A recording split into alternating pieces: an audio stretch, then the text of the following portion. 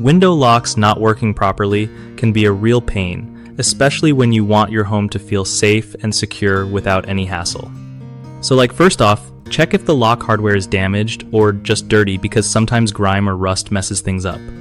If it's all crusty, clean it with some lubricant or a mild cleaner to see if that helps smooth the action.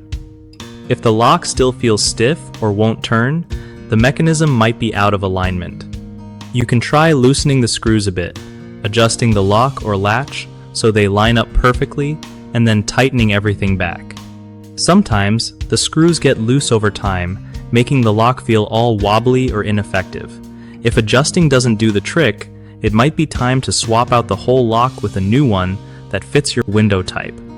Also, make sure the window frame itself isn't warped or damaged, because that can stop the lock from engaging properly.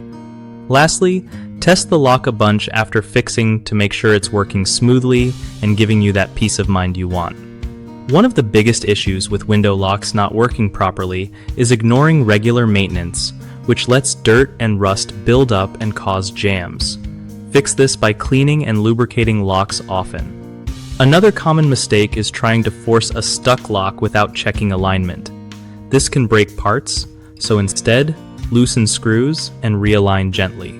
The third problem is using the wrong type of lock for your window style, which means it might never fit right or work smoothly.